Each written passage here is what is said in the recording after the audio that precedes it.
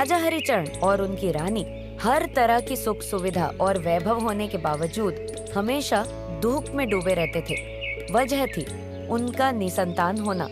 यह जानकर कुछ ज्योतिषी राजा के पास आए। तब रानी ने अनुरोध किया, हे राजन, इन ज्योतिषियों को अपना हाथ दिखाइए। शायद ये बता सकें कि हमारी संतान कब होगी। पुत्र हो या पुत्री, हमारे लिए तो दोनों ही खुशियां लाएंगे।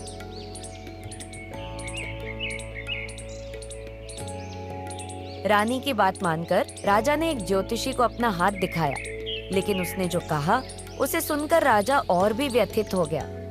रानी ने जब जानना चाहा कि उसके हाथ में क्या लिखा है, तो वह बोला, मेरी प्रिय रानी, सुनो, लेकिन तुम भी दुखी हो जाओगी।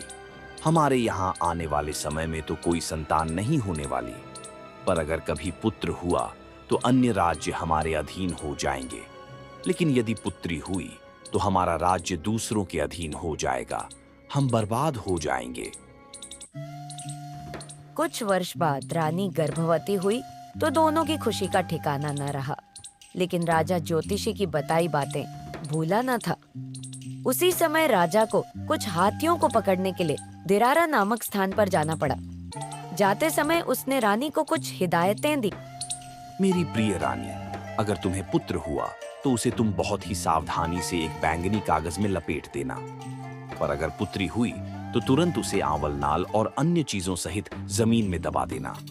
किसी को इस बात का पता नहीं चलना चाहिए।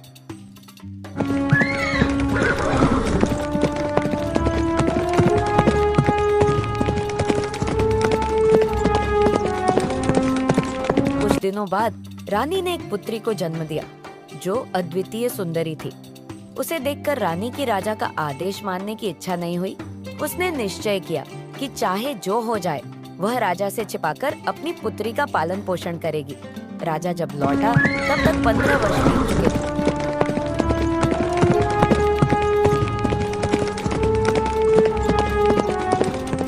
इस समय तक वह लड़की, जिसका नाम दिशरु था, एक खूबसूरत युवती बन चुकी थी। अगर रानी ने उसे सबसे छिपाकर न रखा होता तो अब तक दूर दूर तक उसकी सुंदरता के चर्चे होने लगते। जब राजा वापस आया तो रानी ने कुछ इस तरह से उसका स्वागत किया।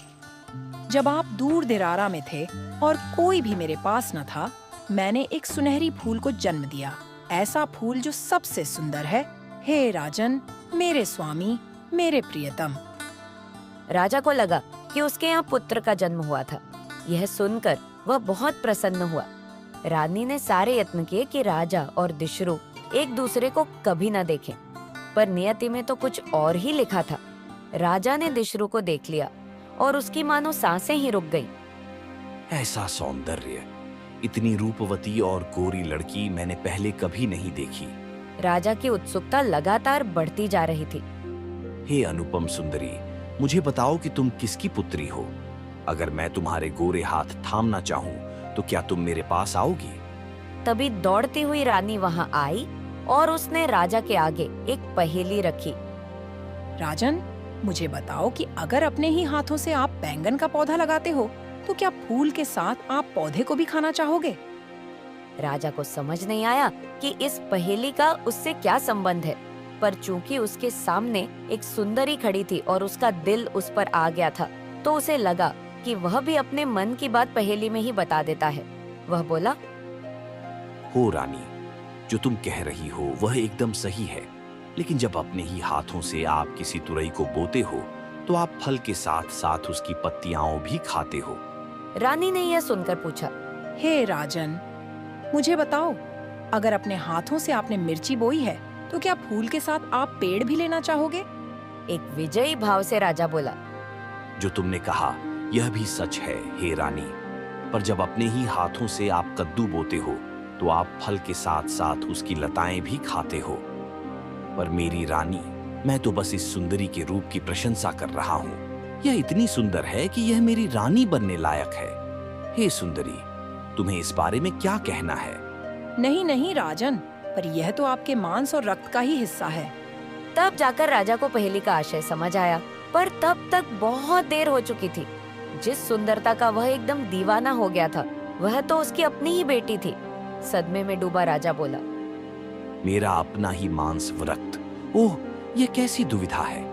तब तो यह और मैं कभी एक नहीं हो सकते। फिर कैसे मेरी व्यथा शांत होगी? इसे मैं जब जब देखूंगा मेरा दर्द उभर आएगा। इस सुंदरी दिशरू को जाना होगा, ताकि न तो मेरी आंखें इसे देख सकें और न ही मेरे मन में इसके लिए भावनाएं जागृत हों। लेकिन दिशरू आखिर कहाँ जाए? शर्म और अपमान से उसने कामना की कि वह धूल में मिल जाए। उसने ईश्वर से प्रार्थना की कि उसे मृत्यु दे दे। वह किस पर बैठकर जाएगी?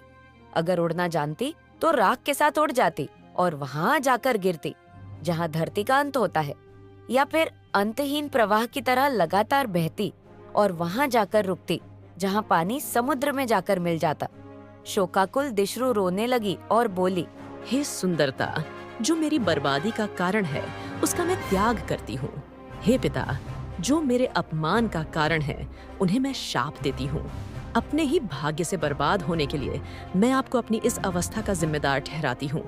मेरे जाने के बाद आपका सिंहासन छिन जाए।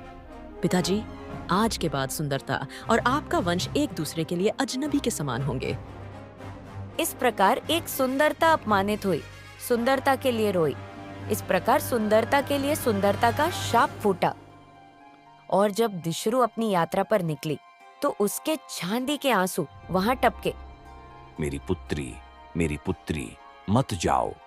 दिशरू, मेरी पुत्री, मत जाओ। पछतावे और दुख में डूबा राजा अपनी बाहें फैलाता हुआ रोने लगा। अब तक उसे अपनी गलती का एहसास हो गया था।